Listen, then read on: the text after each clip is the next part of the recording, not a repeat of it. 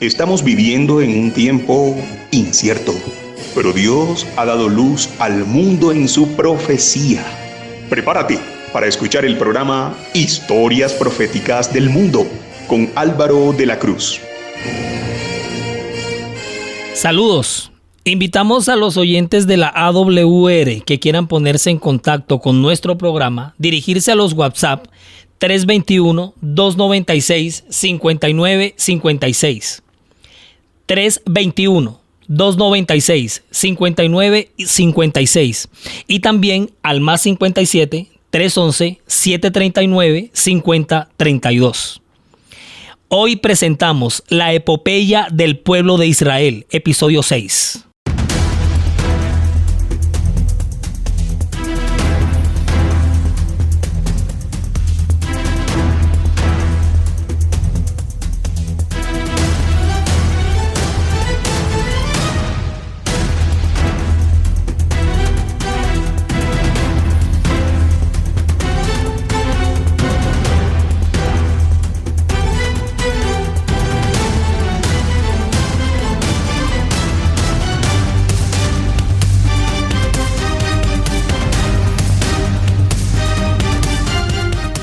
Luego de haber hecho un recuento del origen de las naciones, de las civilizaciones, oiga, ya hemos avanzado hasta nuestro 6º episodio que estamos empezando. Luego de haber visto toda esa gran emigración a partir de la Torre de Babel, para dónde arrancó el uno, para dónde se fue al otro, quién fue el papá de quién, de cuál nación, de cuál linaje, de cuál cepa salió cuál nación. Hicimos aquí como una especie de atlas, ¿no? Pues en toda la serie estamos haciendo un atlas profético de la historia del mundo a partir de lo revelado en las Sagradas Escrituras, que es nuestra fuente por excelencia, pero también teniendo en cuenta al pueblo de los pueblos, que es el pueblo de Dios, porque nosotros podemos estudiar la historia, los chinos, los australianos, las islas polinesias, las de las Molucas, el Pacífico, toda la isla de Java, podemos estudiarlo todo, los Galápagos, pero todo tiene que ir encauzado en la historia del pueblo de Dios, es decir, el pueblo de Dios en el contexto de la historia del mundo. Sí, porque nos quedaría un libro de historia nomás, y nosotros la historia, como hijos de Dios, la estudiamos como una historia profetizada por la Biblia y sobre todo cómo Dios fue conduciendo el peregrinaje de su pueblo a través de las edades de la historia. Entonces, por eso en este episodio 6 que nos encontramos aquí precisamente es para darle ahora continuidad al hilo del relato, pero ahora nos encauzamos con el pueblo de Dios. Y aquí vimos el gran contexto, ¿no? Ya vimos el gran contexto. Es decir, la historia del mundo, entendámoslo bien para que nos centremos bien en una cosa. La historia del mundo nunca se ha detenido. Siempre han pasado cosas en la historia, siempre, por todos lados. Pasan aquí, pasan allá. Pero siempre hay un epicentro donde se está desarrollando el gran proceso. Por ejemplo, que es el que más nos debe importar, el relevante. En estos momentos en el que estamos haciendo esta serie, que la estamos publicando en el año 2026, o sea, hay una cantidad de noticias en el momento. Pero ¿cuál es la noticia, la espina dorsal de los acontecimientos? ¿Sí me estoy dando a entender? Es decir, eventos hay por todos lados, pero ¿dónde se está dando el gran proceso? Y el gran proceso de la historia del mundo se da con el pueblo de Dios. Porque es el que Dios eligió en el planeta, aquí en la tierra, para desarrollar a través de él sus designios. Les confió un mensaje, les entregó una responsabilidad o una misión. Entonces, pueda que se estén moviendo por allá en los dos polos, pero ¿y eso qué tiene que ver con el pueblo de Dios? Por eso en este episodio 6 nos vamos a sumergir en la historia épica, porque de verdad que es una historia épica. Y nos vamos a sumergir en la epopeya del pueblo de Israel, del pueblo de Dios. Entonces ya vimos, ubicamos las civilizaciones, la Mesopotamia, hemos mencionado a Ur de los Caldeos, porque va a ser de Ur de los Caldeos, en medio de todo ese paganismo que nos dejó Nimrod con la gran madre religiosa de Babilonia. Dios lo va a sacar de esa tierra pagana porque él habitaba en la gran Mesopotamia, Abraham. Dios lo va a sacar de ahí. Lo va a enviar, lo va a llamar a una tierra que Abraham no sabe para dónde va a agarrar, pero establece con él un pacto. Además, a Abraham Dios le profetiza que su descendencia, que morará en tierra ajena, estará esclava en Egipto por 400 años, que sabemos que después fueron en realidad 430. Muy bien, entonces la historia parte con Abraham. Podemos decir que prácticamente como que el primer prejudío, que va a ser Abraham. Acuérdense que Abraham es semita, viene de la línea de Sem, pero habitaba en el corazón de Babilonia, Ur de los Caldeos. Muy bien, entonces aquí es donde tenemos la historia de los patriarcas y profetas. Antes del diluvio tenemos las 9 generaciones antediluvianas que empiezan con empiezan con Adán y terminan con Noé.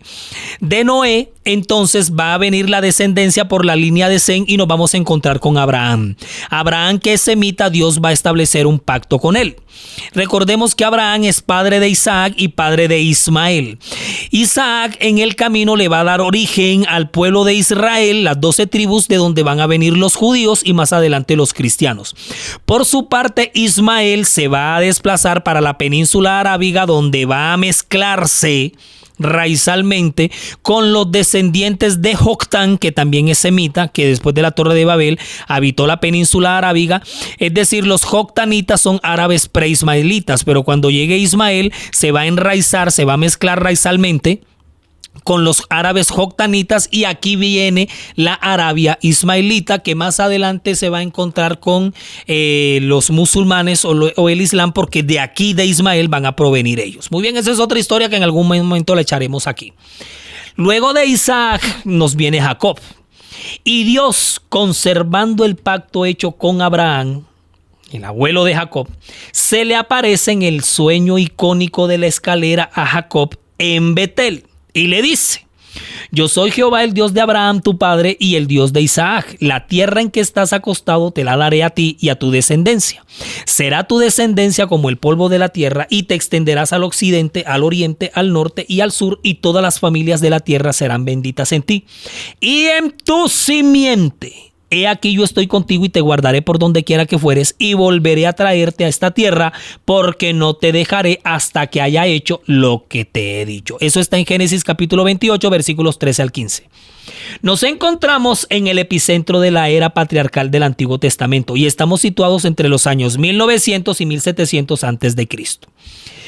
El patriarca Jacob se pone a vivir la vida loca y va a convivir con 4 mujeres. No, pero sí la sacó pero del estadio. Su gran amor de la vida va a ser Raquel, pero es engañado para que se case con la hermana de ella, Lea. Y al final se termina casando con ambas. Y además se mete con la sierva de cada una de las hermanas, con Bila y Silpa. ¡Que aguante el de este tipo! ¡Qué terrible! No, y la escuela de preescolar de hijos que se viene en fila va a ser una cosa que si no la detiene, sigue. Va a tener 13 hijos en total, 12 varones y una niña. Con Lea va a tener a Rubén, Simeón, Leví, Judá, Isaacar, Zabulón y Dina, la única hembrita. Con la sierva Silpa va a tener a Gad y Aser. Y con la otra sierva Bila engendrará a Dan y a Neftalí. Y finalmente Raquel, su eterno amor, les da a los 2 hijos menores, José y Benjamín. Y aquí tenemos a los 12 hijos de Jacob, los 12 patriarcas de quienes vendrán las 12 tribus que darán origen al pueblo de Israel. Porque Jacob pasa a llamarse Israel. Dios mismo le cambia el nombre. Aquí es donde sobresale la historia particular de su 11º hijo, José, quien se va a ganar el favoritismo de su padre Israel, y eso va a desatar la envidia, la furia de sus hermanos. Lo que pasa es que el gran amor de Israel es Raquel, y los 2 hijos que ésta le dio, los 2 menores, José y Benjamín, siempre le van a recordar a la mujer que él más amó. Pero resulta que estos 11 muérganos, unos con más responsabilidad que otros, venden a José en una caravana de ismaelitas, mercaderes comerciantes de esclavos, por 20 piezas de plata. Y es cuando José es vendido por estos madianitas en Egipto a Potifar, oficial del faraón, capitán de la guardia.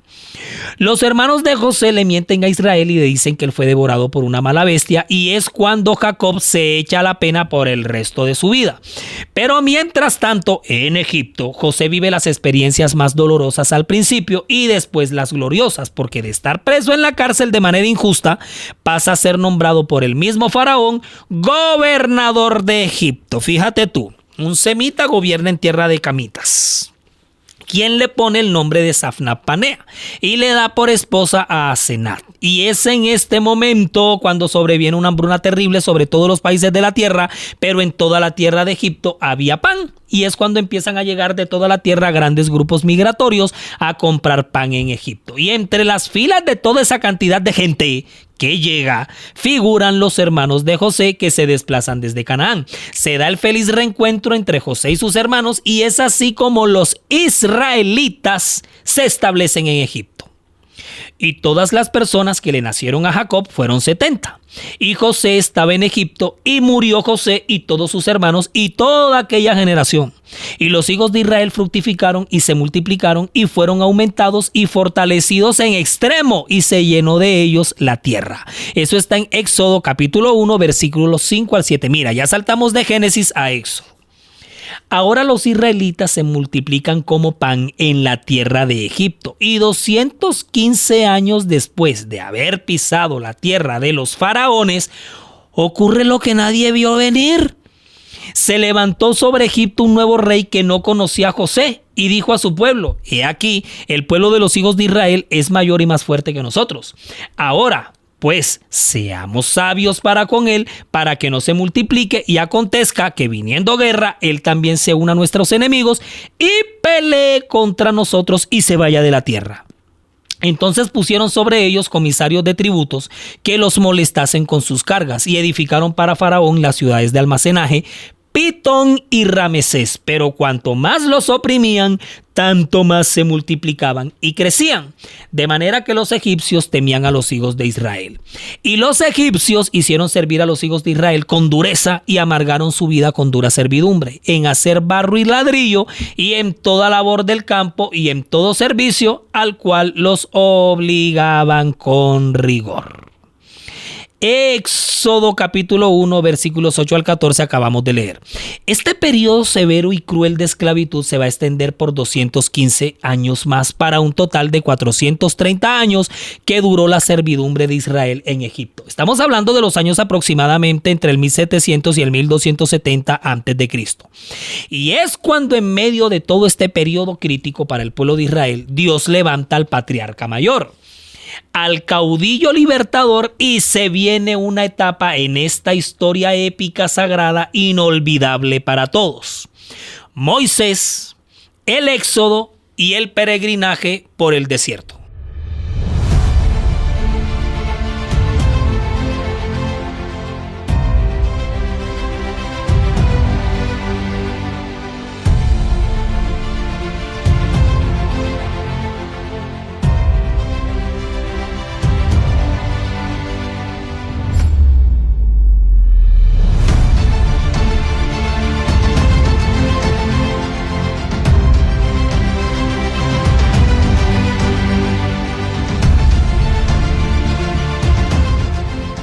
Todo nuestro contenido está disponible para reproducir y descargar desde todas nuestras cuentas, canales y perfiles, desde las redes sociales, sitio web y plataformas. Usted nos encuentra en todos lados como La Historia Profética del Mundo.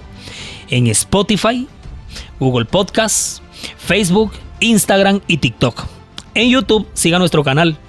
Dele me gusta a los videos y active la campanita de notificaciones para que le llegue de inmediato cualquier contenido que se vaya compartiendo. Desde nuestro perfil en Facebook también puede descargar enteritos todo lo que subimos, porque ahí subimos todo.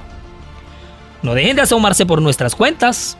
Siempre estamos publicando novedades. Siempre. En las historias proféticas del mundo estamos presentando la serie sobre el Atlas Profético para la Historia del Mundo. Este es el episodio 6. Estamos viendo en esta ocasión la historia, la epopeya, la historia épica del pueblo de Israel.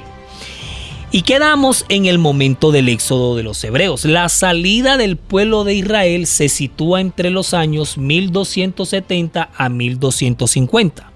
Cuando partieron los hijos de Israel de Ramesés a Sucot como 600,000 hombres de a pie, sin contar los niños. También subió con ellos grande multitud de toda clase de gentes y ovejas y muchísimo ganado. Eso está escrito en Éxodo capítulo 12, versículos 37 y 38. Miren, unas 2.500.000 personas iban en el éxodo hacia la tierra prometida. La palabra de Jehová había afirmado que introduciría a su pueblo en la tierra que había prometido por heredad para su pueblo a Abraham.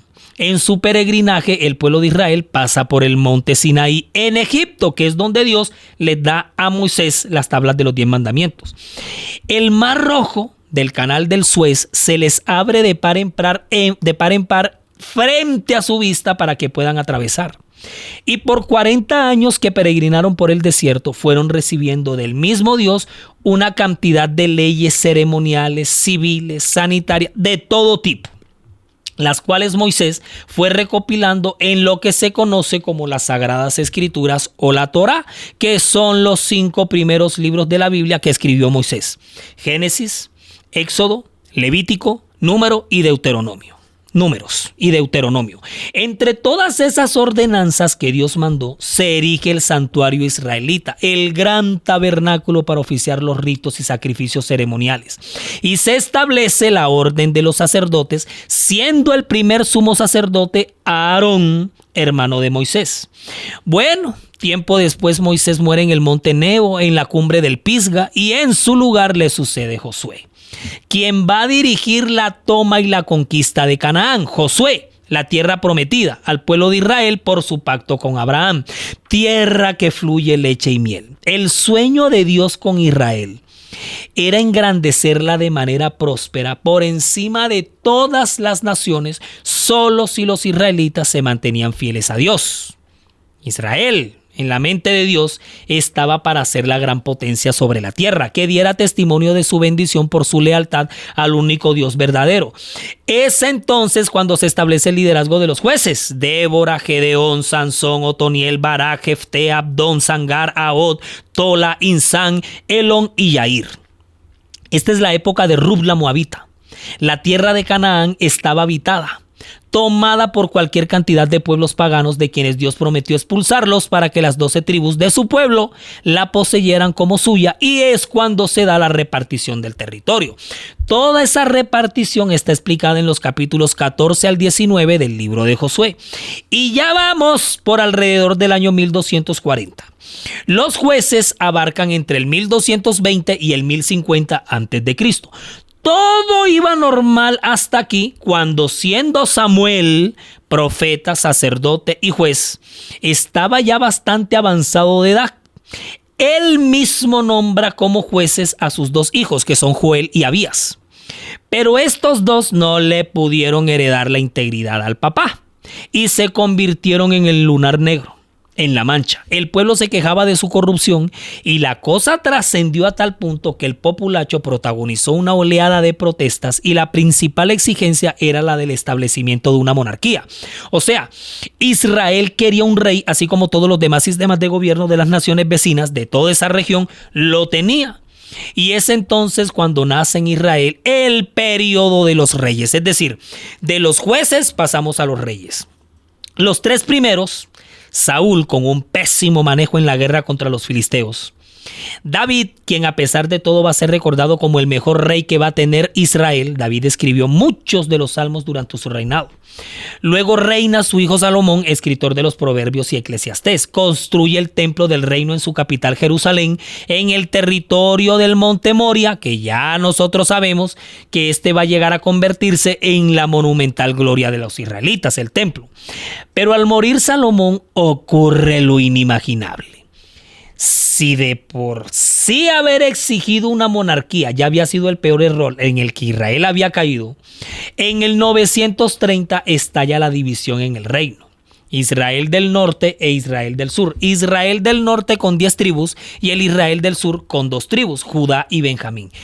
Esa división quedó como medio rara, pero ¿qué le vamos a hacer? Hasta eso hicieron mal los israelitas. No fueron ni siquiera capaces de dividirse de 6 en 6, sino que se dividieron de 10 y 2.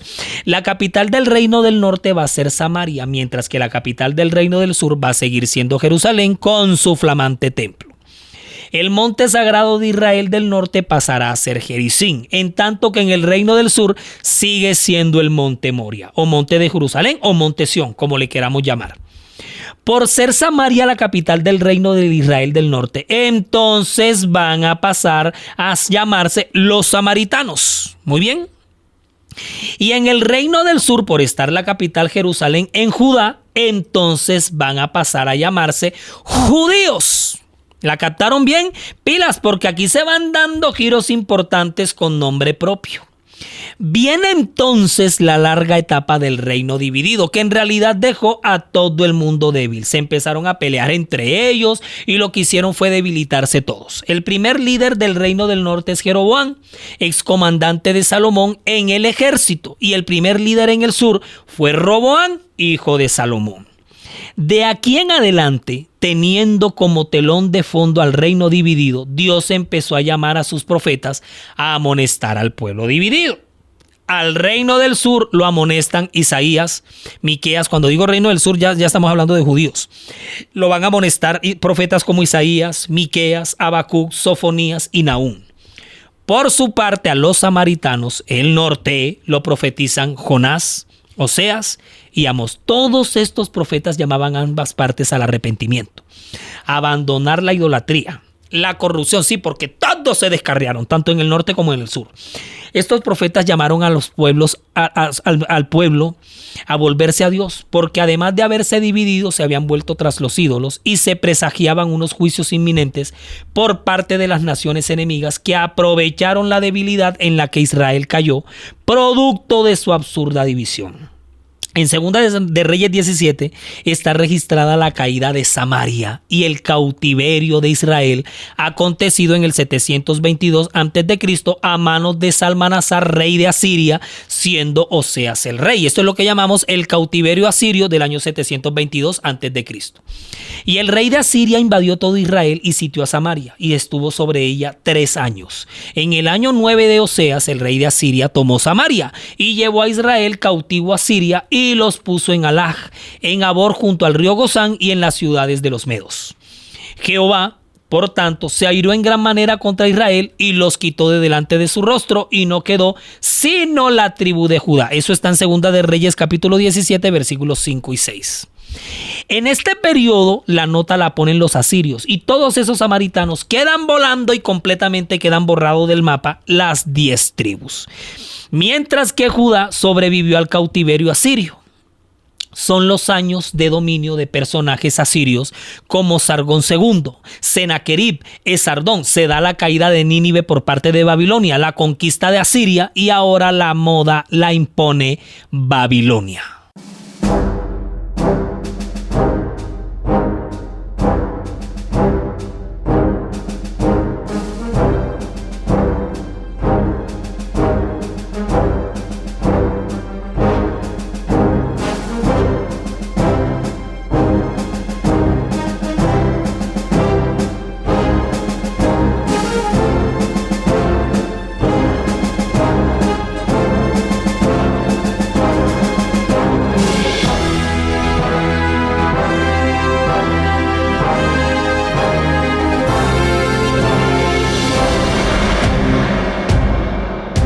Hemos llegado al año 605 a.C., al que le tocó el turno a los judíos. Esta vez fue Nabucodonosor de la gran potencia mundial de Babilonia, quienes después de haber destruido a los asirios, siendo Joacim el rey, es sitiada y tomada Jerusalén. Y llevó en cautiverio a toda Jerusalén, a todos los príncipes y a todos los hombres valientes, hasta 10,000 cautivos y a todos los artesanos y herreros. No quedó nadie, excepto los pobres del pueblo de la tierra. Asimismo llevó cautivos a Babilonia a Joaquín, a la madre del rey, a las mujeres del rey, a sus oficiales y a los poderosos de la tierra. Cautivos los llevó de Jerusalén a Babilonia. Eso está en Segunda de Reyes capítulo 24 versículos 14 y 15. Aquí es donde aparece la figura del profeta Daniel y sus 3 amigos, Sadrach, Mesach y Abednego, quienes son llevados a Babilonia en un cautiverio que va a durar 70 años. Miren, y a estas alturas, si ustedes van y buscan el mapa en la tierra de Canaán, la tierra prometida de Dios para su pueblo, no quedaba nadie. Nadie es nadie, ni el Israel del norte, ni el del sur, ni Samaria, ni judíos, ni nadie. Lo que Dios tanto había soñado para sus hijos en el territorio prometido a la descendencia del patriarca Abraham, sus mismos hijos habían echado a perder ese sueño. Para ese periodo difícil, sin embargo, profetizan Daniel, Ezequiel, Habacuc y el llorón de Jeremías con sus lamentaciones sobre la Jerusalén tomada y destruida. Mira, esto van a ser los años del reinado de los babilonios, Evil-Merodach, Nebuzaradán, Nabonido, Nabopolassar, y así hasta que llegamos a Belsasar, último rey, cuando Babilonia cae en el 535 a manos de los medo-persas en cabeza de su legendario rey Ciro el Grande. Y a partir del 535 tenemos a los medo-persas montados en el poder. Entonces hacemos una gran pausa aquí. ¿Por qué? Porque resulta que esta épica historia, porque esto es una historia de guerras, invasiones, jueces, reyes, mentiras, falsedades, idolatría, invasiones, eso es una cosa terrible. Ahora tenemos al pueblo de Israel, a los judíos propiamente, tenemos a los judíos, los tenemos ahora cautivos en Babilonia por 70 años. Y ahora tenemos a esta línea del Israel del sur, dominados, llevados cautivos. Sí, porque es que cuando los babilonios se montan en el poder y arrasan con Judá, con Jerusalén, destruyen el templo, se llevan utensilios sagrados del templo de Jerusalén. Nabucodonosor los pone como trofeos en el principal templo que había en Babilonia en honor al dios Marduk. Sí. Ahora los judíos empiezan una historia, aquí el pueblo de Dios empieza una historia bastante triste y lamentable porque quedan secuestrados en Babilonia por 70 años. Y aquí es cuando llegamos al libro de Daniel. Estamos en el año 605 en adelante. Muy bien. Entonces, ¿qué es lo que sucede? Nabucodonosor, que es el rey del momento, tiene una manera bastante particular de someter a los pueblos. Mira cómo cada pueblo lo va a hacer. Los faraones lo hacían a través de una lacerante esclavitud y eso era el látigo y hagan ladrillos y mejor dicho. Nabucodonosor va a tener una estrategia un poco diferente. Si ustedes leen en Daniel capítulo 1, cuando se da la invasión de Babilonia, siendo Joacín el rey, muy bien, en Judá, ellos lo que hacen es que con lista en mano, se llevan a toda esa mano de judíos, pero especialmente a una población bastante particular. Nabucodonosor pide para que lleven a la corte de su reino a todos aquellos príncipes del linaje de Israel, jóvenes de buen parecer, sabios y que sean entendidos en letras y en ciencia. Aquí Daniel tiene alrededor de unos, dicen los expertos, que cuando Daniel es llevado cautivo a Babilonia, está entre los 17 y los 21 años. Un pollito, un muchachito. Muy bien, ¿sí? Tenemos aquí a un pollo. Bien, a un chamaco. Es Daniel, como dirían en México. Perfecto, un chamo, como dirían en Venezuela. Un pibe en Argentina. Bien, entonces ahora, un pelao, diríamos aquí en Colombia. Daniel ahora entra a ser parte, ustedes saben que les hacen una prueba con la comida regular que comía el rey, o sea, manjares, pero Daniel y sus amigos se proponen en su corazón no contaminarse con toda esa comida impura, porque ellos traían, ¿no? Imagínate, príncipes de Israel, de Judá, ellos traían sus costumbres levíticas, sus costumbres sagradas con respecto al cuidado de la salud. Ellos son vegetarianos, son veganos, ellos piden legumbres y agua para comer y al término de 10 días los encuentran mejor que todos los demás. Entonces ellos pasan a una línea todavía mucho más especial. Daniel pasa a ser parte con sus amigos de los sabios de Babilonia. Y los sabios de Babilonia eran espiritistas, magos, adivinos, agoreros, caldeos, brujos. Entonces ahora Daniel pasa a esa línea. Muy bien, tomen nota de todo esto. Entonces, cuando Daniel pasa a esa línea, es cuando ocurre aquí la experiencia del sueño de Nabucodonosor. Nabucodonosor, que es ese gran estadista del gran imperio neobabilónico en los años 605, cuando empieza el cautiverio babilónico sobre los judíos, este hombre va a ser imperativo. Nabucodonosor es el típico hombre bipolar que pasa de la alegría al llanto y del llanto a la rabia. Muy bien, tiene un sueño que lo perturba. Y ese sueño que a él le quita el sueño. Al día siguiente, cuando se levanta, arma severo show, no, pues el drama, manda a llamar a todos esos magos, astrólogos, es decir, al gabinete espiritista que él tenía como mano derecha en su trono de poder. Entonces ahora lo que les pide es que le digan el sueño, su interpretación, porque a Nabucodonosor se le olvidó. La gran mayoría o muchas personas que estén escuchando esto en estos momentos sabrán de lo que estamos hablando.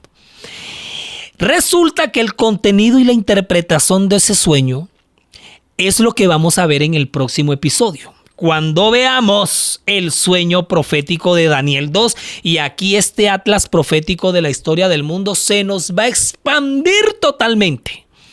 Porque ahora vamos a tener aquí la sucesión de los imperios en la edad antigua, y usted este mapa que estamos armando aquí lo va a tener todavía mucho más claro.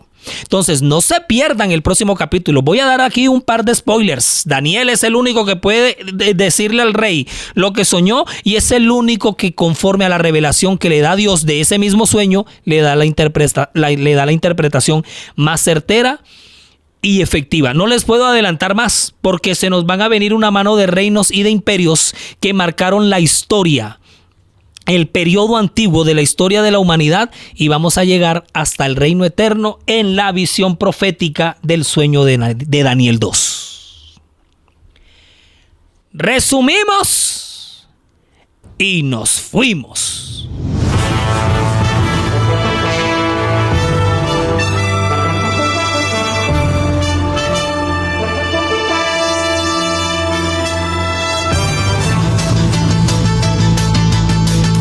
Uno, a la par del mundo que va creciendo en todos los lugares, la historia del pueblo de Israel se desarrolla en Canaán, la tierra prometida.